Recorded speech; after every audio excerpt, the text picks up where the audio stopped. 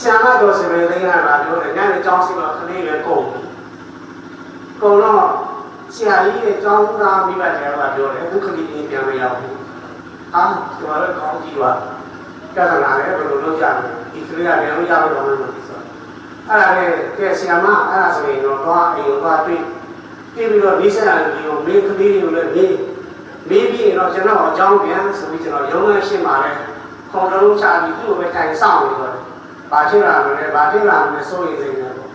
那到嘞哪有历史上的查到都变样，要不然就下一个变对比，你到底啊我还没好用啊，讲了了的，这个那啥线啊，有钱的，还有钱，这帮嘛批给卖给他的，老总这不完了，讲你这帮讲的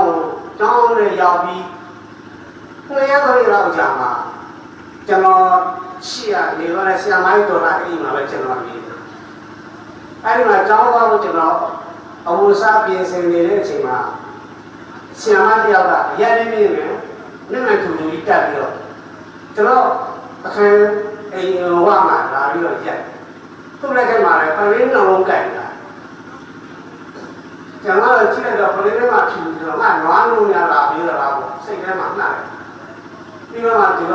ဆရာကြီးကဘိုးလည်းပါလို့ဆိုတော့တနည်း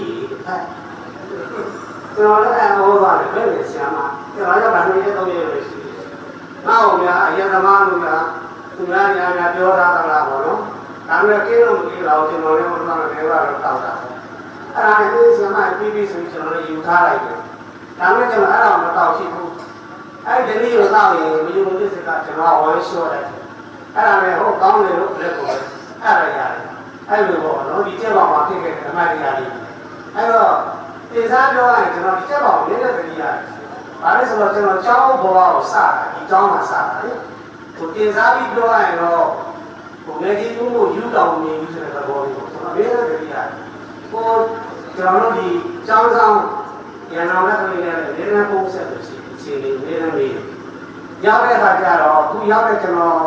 ဒီကနေပြီးတော့2015ဇူလိုင်လမှာကျွန်တော်ဝေဆောင်အားချတာကိုထည့်အောင်နေပြောင်းအဲ့ဒီခုဆို10နှစ်လောက်ကြာပါပြီ။အဲ့ဒီအချိန်မှာကျွန်တော်ပထမကလေးတွေဆရာတော်ဘယ်တခါလို့ဒီအဲ့တော့ကျွန်တော်တစ်ခါရောက်တယ်။အခုဒါဒီအချိန်ကဒုတိယအချိန်ပေါ့ကျက်ပါအောင်ပြန်ရတာလေ။ဒါပေမဲ့ကျွန်တော်လည်းဒီကျက်ပါမှာကျွန်တော်ဒီမှာလည်းပြောတယ်ရန်ကုန်ကတို့။အပြည့်နဲ့ကျက်ပါအောင်တတိယရတယ်ကွာ။အဲ့မှာကျွန်တော်တို့ဒီမှာဆရာတော်ဘယ်လုပ်လဲဆိုတဲ့အကြောင်းကိုဆရာကြီးကြော်ပြန်ကျွန်တော်စီဖုန်းဆက်။ကျွန်တော်ဆက်လို့ရှာသွားတယ်။ငါကျက်တော်သွားကြည့်နေတာလည်းတော်တယ်။ကိုဆရာဆရာမနဲ့လည်းပြန်တွေ့ရမယ်။အကြောင်းအားဖြင့်လည်းပြန်တွေ့အောင်ဆိုပြောတာပေါ့နော်။အဲ့ဒါကြောင့်မလို့အခုဒါကျွန်တော်အမှန်တကယ်ပြောရင်ကျမ်းမာရေးအပြင်ပြီးတော့ဟိုမှာမဖြစ်ဘူး။မနေ့ကဆေးကပြပြီးတော့ကြက်ပါအောင်ပဲပြန်ပြီးဝေဆောင်ပြန်ပြီးတော့ပြန်ထည့်ဆေးပါလေ။နော်။အဲ့ဒါမလို့ဒီကုန်းချုပ်ပြောရရင်နော်အခုလိုမျိုးဆရာတော်ဘယ်ကိုပထမအကျင့်လို့ပြောပြီးမယ်လေ။တော်တော်လေးပြည့်စုံပါလေ။တော်လေးလည်းအစီအစဉ်ကြတယ်။ကျွန်တော်စိတ်ထဲမှာတော့ချီချီလေးချီကျူးမိတယ်။ဂုံလေးယူမိတယ်ပေါ့။နောက်ကျောင်းဆောင်ကြီးကိုပတ်ပြီးတော့ကျွန်တော်မနေ့ကညနေပတ်ပြီးတော့ကြည့်တယ်။တော်တော်လေးကိုသိတယ်မှာဟိုလုံးနဲ့ဘာမှမဆိုင်ဘူး။ကျွန်တော်တို့ကကျောင်းသား900ကျော်တယ်။900ကျော်မှာကျောင်းသားတွေမှာလူလကားကိုနားမှာကျောင်းဆောင်တိတွေယာယီဆောက်ပြီးတော့အဲ့မှာနှကန်းခွဲပြီးတော့ကျောင်းသားတွေအဲ့မှာရှာပြီးစားတယ်။ခုကတော့အဲ့ဒါဘာလို့လဲဆိုဆိုင်ကထားတယ်လို့နော်။တခုတော့အသုံးဝင်သွားတာပေါ့။ကျွန်တော်တို့ကကျောင်းသား900ကျော်တယ်။မှန်မှန်ရကျွန်တော်ပြောပြီးမှ944ယောက်ရှိတယ်။အဲ့လိုပေါ့နော်။ဒါကြောင့်မလို့နော်အခုလိုဒီဆရာကတော့ပဲအာသီယာပူဇော်ပဲဆရာပူဇော်ပဲကိုကျေပါပြုလုပ်ကြတော့ကျက်ပေါင်းကြီးရောမှရှိတယ်။ဦးစီးကောင်းဆောင်ပြုကြတဲ့သူများရောနောက်ကနေဖန်ဖိုးမိကြတဲ့သူများရောအားလုံးကိုကျေးဇူးတင်ပါတယ်။အခုလိုမျိုးဆရာပူဇော်ပဲကိုပြုလုပ်ကျေပါရတဲ့အတွက်ကြောင့်ကတိတော်ပါလို့ကျော်လာလို့ရပါသည်။ကျမ်းမာကြပါစေချမ်းသာကြပါစေ။ပျော်ရွှင်တဲ့မိသားစုဘဝလေးနဲ့ရည်တည်နိုင်ပါစေ။ဆုတောင်းကျ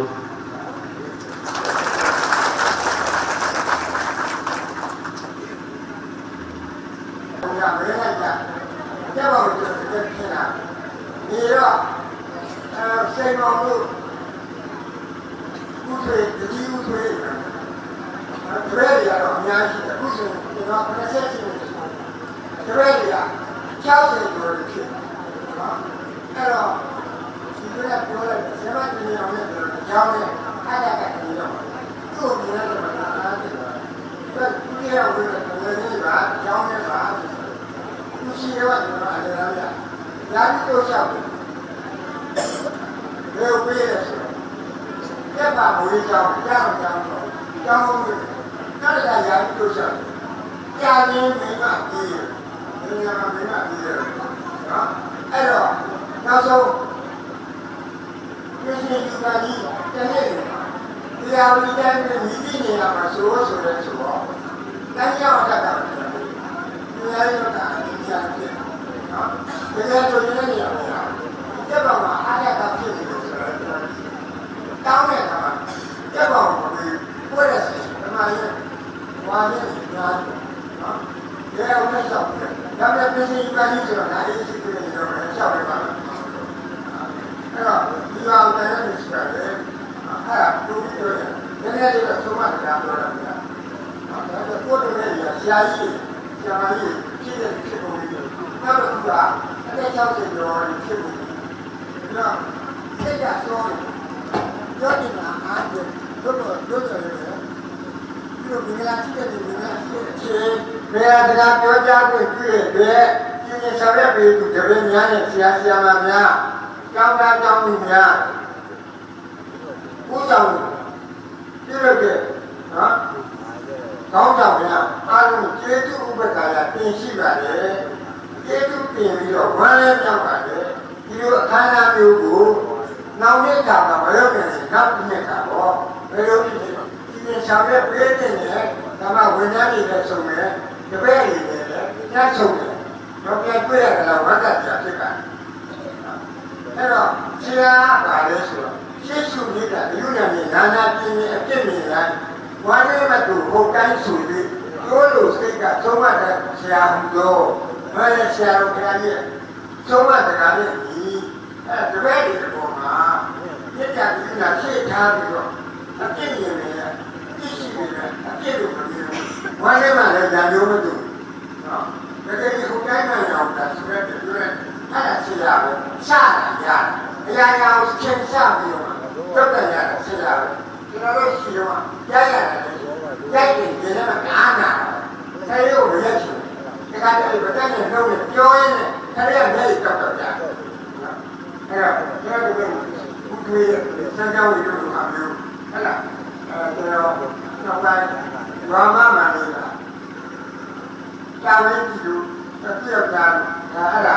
ရင်းကြီးချင်တယ်တွေ့တယ်သူတို့တွေကတာဝန်ကြည့်ရပြောဒါရီတွေပြီးလေဘူးကြားလာအောင်ဆိုတော့ပြတ်လာတော့ကဲငါလည်းမလုပ်တတ်ဘူးဒါပေမဲ့ငါရဲ့အခု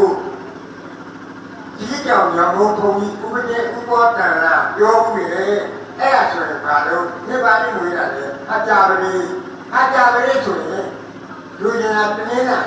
ငန်းကြည့်တိတ်ချင်တယ်ဒါကြောင့်လို့ကျက်တဲ့ကောင်သွားရှာအဲ့တော့ပြင်းရည်ပြေးသွားပြီကျက်တဲ့ကောင်တက်လိုက်တွေးလို့တော့ဘယ်လိုလဲအဲ့ဒီကျက်တွေးကိုဘယ်နဲ့ဆက်ပြီးမှရေးပြီးတော့ဆရာပြောင်းကိုကြက်ဒီဘက်ကအရေးကြီးတယ်အဲ့ဒီမှာတောင်းကြီးတက်စစ်ချင်တယ်တို့ရဲ့ဘယ်နဲ့ဆက်ပြန်ပါပြီးချောတရားတွေပေါ်ပြင်ပြီးတော့ပြီးချောတယ်ဟုတ်တယ်လို့ထားတယ်ဒါကြောင့်သူ့ချရပါအဖုံးကြီးပြင်နေတာဆရာတို့ကဖုံးကြီးနော်မိမဘက်ကဘုရားမှာလားအဲ့ဒါရောက်ပါတရားရှိတော်မှာဆရာတော်ဦးမြတ်တော်ကျောင်းကဦးကျေဦးခေရညဒါကျွန်တော်ဘက်ကအမျိုးတွေပါကျွန်တော်တို့ဘက်ကဆိုရင်တရားမျိုးတွေပါဟိန္ဒူတွေပေါ့တရားမျိုးအမေဘက်ကဆိုရင်ခရစ်ယာန်မျိုးတွေဘာလဲဆိုတော့ကျောင်းမျိုးတွေကတေးဝင်ဘုံဆိုအဲ့တေးဝင်ဘုံကခရစ်ယာန်ဘုရားကျောင်းမှာဥဆောင်နေတယ်အဲ့အဖွားကြီးအဖွားကြီးကသူ့နာမည်နော်ဟေးဘူးလို့ခေါ်တယ်တကယ်ကအမှန်ကြီးအတကကြောင်းဆရာမကြီးနောက်ရွေးတဲ့ပြည်တော်ကြီးနောက်တိုင်းပြည်တော်ကြီးတော့ခရစ်စတန်ဖရင့်ကကြောင်းတယ်နော်တိုင်းပြည်တော်ကြီးလည်းအဲ့သူနဲ့တော့ခရစ်စတန်ဖရင့်အမေနဲ့ကျွန်တော်တို့ဖွားရည်ပြီးမှအရင်ဟောကျွန်တော်တို့ကဘာသာပေါင်းကိုချစ်ပြီးဖြစ်အဲ့လိုမျိုးဟောခရစ်ယာန်လည်းပါဘုရားဘာသာလည်း